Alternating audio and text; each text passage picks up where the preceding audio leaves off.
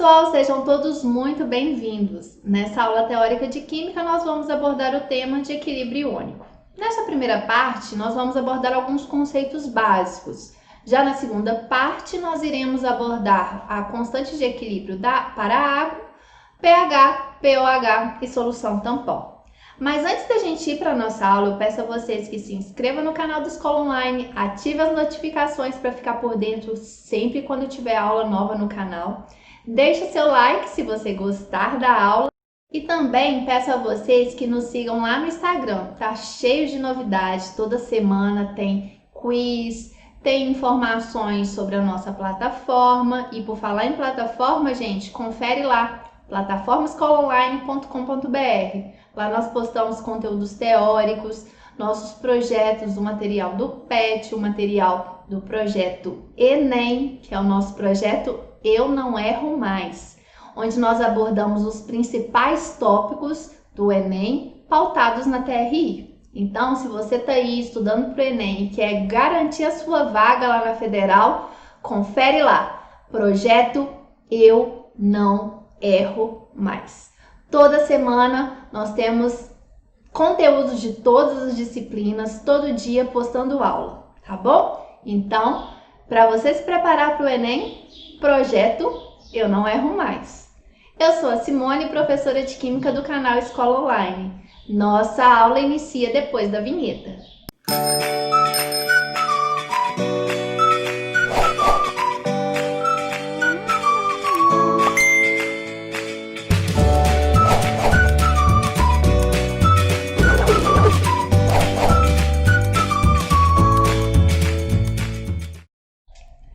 Nós vamos iniciar nosso conteúdo de equilíbrio iônico falando sobre equilíbrio de ácidos e bases em solução aquosa. Bom, gente, vamos primeiro falar um pouquinho do comportamento do ácido. Lá no primeiro ano, nós vimos a definição de ácido segundo Arrhenius. Arrhenius afirmava que todo ácido, quando em água, vai liberar como único cátion H+, e o seu ânion, ok? Correspondente. Só, gente, que Arrhenius, ele não sabia que o cátion H+, ele não existia livremente, né? Na verdade, a gente sabe que o íon formado é o íon hidrônio, H3 ou mais. Então, na ionização da molécula de ácido, né, considerando aqui uma fórmula geral HX, em água vai formar o cátion H3O+, e o ânion correspondente a esse ácido. Certinho, pessoal? E aí, gente, como é um equilíbrio químico, nós podemos, então, indicar, né, que na solução resultante, coexistem tanto aqui as espécies iônicas, né, os íons, quanto aqui a molécula de ácido não ionizado, né? Então, é um equilíbrio químico. Como temos o equilíbrio, nós podemos escrever uma expressão para a constante desse equilíbrio. No caso, por ser um ácido, a constante nós vamos chamar de constante de acidez, que ela é determinada pela concentração de H+ elevado a seu expoente, que é 1, vezes a concentração do ânion, dividido pela concentração do ácido não ionizado, certinho? Ah, professora, por que você não considerou a água?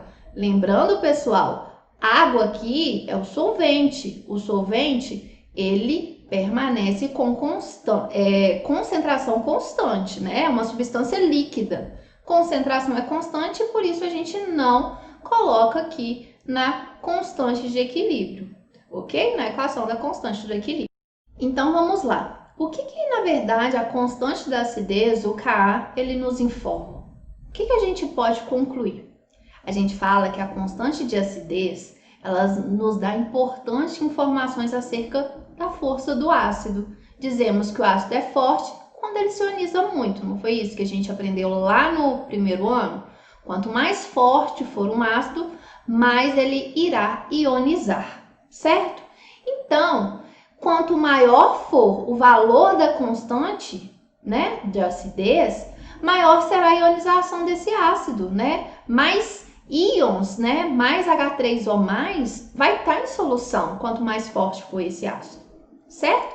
Então, quanto maior for o valor de Ka, mais forte será o ácido. Então, gente, a gente pode definir que quanto maior for o valor de Ka, significa que a relação entre o denominador é muito maior do que o denominador, ou seja, o produto, né, da reação em equilíbrio, essa relação é maior do que o denominador, que os reagentes, e que se esse Ka, esse valor de Ka, ele é muito alto, significa que o ácido ele ionizou muito, então, consequentemente, ele é um ácido forte, certo? Então, vamos continuar. O que a acidez ela pode nos informar? Então, a gente acabou de ver, quanto maior o valor de Ka, mais forte o ácido será. Então, nessa tabela aqui, gente, são informados alguns valores da constante de acidez de alguns ácidos, né? E aqui a equação de cada um deles de ionização em equilíbrio, certinho? E aí a gente dá ênfase nessa situação aqui, ó, pro gás carbônico. O gás carbônico, gente, ele é um ácido fraco, né? É um valor de Ka bem pequeno, menor que 1. E isso indica pra gente que o ácido carbônico tem 2 prótons. E aí, gente, a gente nota que, na verdade, ele por ser um ácido fraco, ele ocorre uma ionização em etapas, né? Então, no caso aqui, possui mais de um hidrogênio ionizável, a gente vê aqui que tem 2 prótons, e ele terá 2 ionizações com 2 valores de Ka, ok? Então, quando ele faz aqui a primeira ionização, né, representei aqui novamente a equação, o Ka, ele é 4,4 vezes 10 a menos 7. Já a segunda ionização, o Ka vai ser 7 vezes 10 a menos 11. E aí a gente pode perceber que é muito mais fácil esse ácido sofrer a primeira ionização. Por quê, professora? Porque o valor de Ka dele é maior do que da segunda ionização. Então, ó, sendo o primeiro valor sempre maior que o segundo, o que permite concluir que a primeira ionização é mais fácil de ocorrer do que a segunda, ok? Então, isso vai ser uma situação que nós vamos ver em todos os ácidos fracos com mais de um próton, sendo possível com mais de uma ionização. A ionização, a primeira ionização, né, a primeira constante de equilíbrio da primeira ionização, ela sempre vai ser maior, certinho? E para as bases, gente, a gente também viu lá no primeiro ano que, segundo Arrhenius, toda base, quando em contato com a água, vai dissociar produzindo como um único ânion o OH-, não é mesmo? E aí, gente, nós podemos representar como a constante de equilíbrio aqui, como o metal, né? Onde M é que a gente representou um metal, ou outra espécie associado com o OH-. Então, concentração de produtos elevado a seus expoentes dividido pelo reagente elevado a seu expoente. E aí, gente, da mesma forma, a mesma interpretação que a gente teve lá para os ácidos, né? Só que era Ka, constante de acidez, nós vamos ter aqui para a base. Só que aqui é constante de basicidade. Quanto maior for essa constante de basicidade, mais forte será a base. Certo, pessoal? É o mesmo raciocínio que nós tivemos lá para o ácido. Só que o ácido, ele sofre um processo de ionização e a base, ela sofre um processo de dissociação. Mas os conceitos, o que o Ka informa para a gente e o que o Kb informa para nós é o mesmo raciocínio, ok? E aí, gente, nós podemos definir o grau de ionização, ou também, no caso para ácido, e o grau de dissociação para as bases, que nós definimos como alfa. Então, como que a gente vai definir esse grau de ionização? Grau de ionização ele é definido como o número de moléculas que foi ionizada ou dissociada dividido pelo número de moléculas dissolvidas, ok? Porque a gente sabe que a dissociação da base está diretamente ligada à dissolução, né, desse material. Porque para sofrer o processo de ionização ou dissociação, a molécula ela tem que estar dissolvida no solvente, no caso água, certo?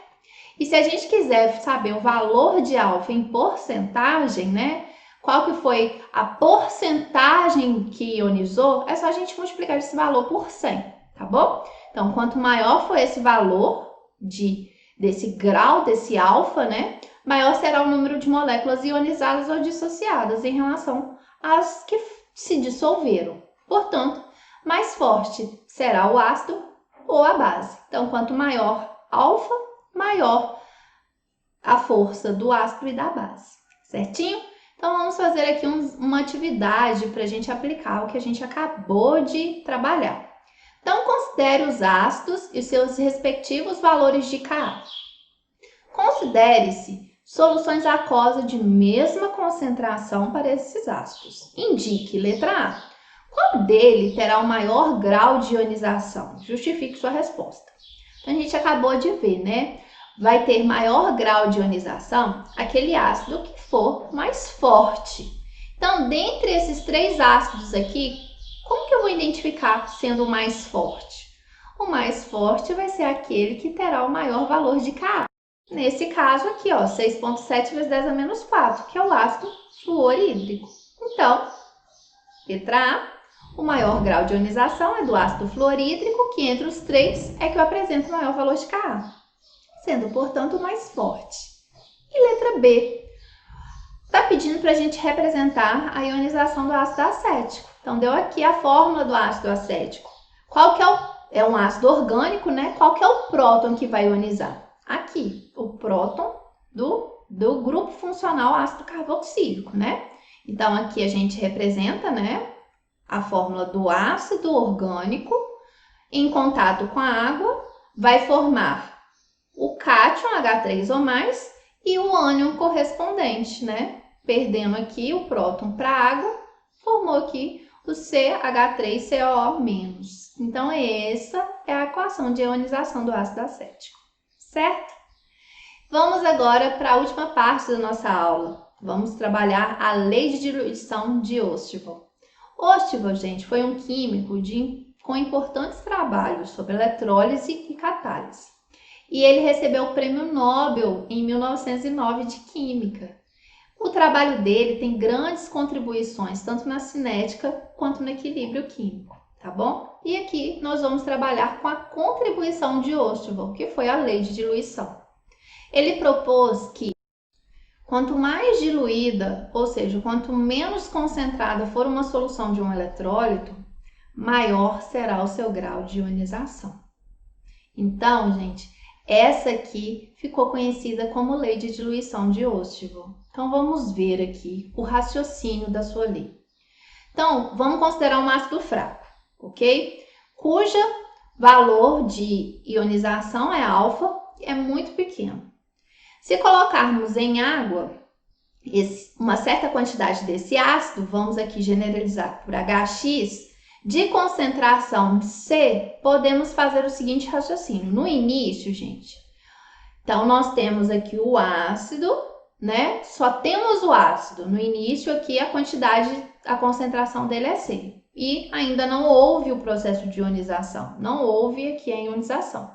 Então, no início, nós temos só aqui o ácido HX. Depois, gente, quando processou a reação, então vai reagir o quê? Vai reagir uma determinada quantidade aqui. O alfa, né, gente, representa, não é a quantidade que ionizou, no caso de ácido, pela quantidade que se dissolveu? Então, a quantidade, como aqui está na relação estequiométrica de 1 para 1 para 1, a quantidade aqui que vai reagir, que vai ionizar, é a mesma quantidade de íons H+, e X- que vai produzir. Então, o que a gente vai ter? Qual que vai ser a concentração final aqui dessas espécies? Então, a concentração final do ácido vai ser o que tinha antes menos o que reagiu, e dos H3 ou mais e X menos vai ser a quantidade que produziu, que ionizou. Certinho, pessoal? Então, nós podemos definir aqui esses valores de concentração no equilíbrio das espécies, certo? Vamos aqui repetir o quadro. E aí, gente, nós podemos determinar que a constante de equilíbrio, na verdade, como é um ácido, a constante de acidez vai ser produto dos produtos elevado a seu expoente dividido pelo reagente elevado a seu expoente, ok? Então, aqui está a expressão da constante de acidez. E aí, nós temos os valores da concentração. Então, substituindo aqui, né, o valor de H3 ou mais, o valor de X menos e do ácido, nós temos que os valores, colocando aqui, gente, na parte do denominador o C em evidência, nós podemos, então, chegar a essa expressão, podemos aqui cortar o C, chegando, então, que concentração vezes alfa ao quadrado é igual a 1 menos alfa, certo? E aí, essa expressão, que é a constante, nós podemos determinar a constante de equilíbrio em função da concentração e do grau de ionização do ácido. Então, essa é a expressão que determina a lei de diluição de Ostwald para todos os ácidos. E nós podemos entender, né, que quando o ácido é muito fraco, o grau de ionização dele também é muito pequeno. E quando nós fazemos aqui no denominador 1 menos alfa, esse alfa ele é tão pequeno que é praticamente, essa subtração aqui é praticamente igual a 1. Então, para ácidos fracos, a lei de diluição de Ostwald, ela pode ser escrita como constante de acidez igual a concentração vezes o quadrado de alfa. O mesmo raciocínio nós podemos ter para a base. Então, a constante de basicidade vai ser a concentração vezes o grau de dissociação da base ao quadrado. Certo, pessoal? Só que a gente sabe que tanto o Ka quanto o Kb são constantes, né, determinadas de um determinado ácido ou base. E aí, gente, se a gente diminuir a concentração, para satisfazer aqui ambas as equações, se K é constante, a gente diminui a concentração, o valor aqui do grau de ionização e do grau de dissociação deve aumentar. Então, gente, nós podemos concluir que para soluções diluídas, o grau de ionização ou dissociação, o nosso alfa, ele é maior do que em soluções concentradas de um mesmo ácido, ok? Então, à medida que ocorre a diluição, Ostwald conseguiu provar que o grau de ionização aumenta. Certo, pessoal? Então, vamos fazer aqui uma atividade para aplicar os nossos conhecimentos. Considere duas soluções de uma base BOH fraca a uma dada temperatura. Então, aqui ó, é a mesma base, porém soluções com concentrações diferentes. A solução 1 tem concentração 0,5 mol por litro e a solução 2 tem concentração 0,01 mol por litro. Em qual dessas duas soluções a base BOH apresenta maior grau de dissociação? Justifica a sua resposta. E aí, pessoal? A gente acabou de ver, né? Quando que vai ter o maior grau de dissociação? Quando a solução for mais diluída. Então, a gente vê aqui ó, que a solução 2 é uma solução da base mais diluída. Dessa forma, o seu grau de dissociação será maior, certo? Então, a proposta de resposta, pela lei de diluição de Ostwald, quanto mais diluída for uma solução de um eletrólito, maior será o grau de dissociação. Portanto, a solução 2 terá a maior dissociação, certo? E aí, ó, uma solução de amoníaco, né, da base NH4OH, de concentração 2 mol por litro, apresenta um grau de dissociação igual a 0,5%. Está pedindo para a gente calcular o valor de Kb dessa base. Simples, né, gente? Vamos usar aqui, ó, como é uma base fraca, grau de dissociação muito pequeno, a gente pode calcular o Kb como concentração vezes o grau de dissociação ao quadrado. Lembrando que aqui deu valor de porcentagem, a gente tem que usar aqui ó, o valor em número, em decimal. Então, a concentração é 2 mol por litro e 0,5% é 5 vezes 10 a menos 3. O porcento aqui é 100, né? Então, ao quadrado. Fazendo aqui o cálculo, a gente acha que o valor de Kb é 5 vezes 10 a menos 5. Muito tranquilo, né, pessoal? Então, nós encerramos o conteúdo dessa primeira parte do conteúdo de equilíbrio iônico. Espero vocês na parte 2, onde nós iremos retratar a constante de equilíbrio da água, pH, pOH e solução tampão. Se surgiu alguma dúvida, deixe um comentário. Se gostou da aula, deixe seu like. Tá bom, pessoal? Aguardo vocês na parte 2. Tchauzinho!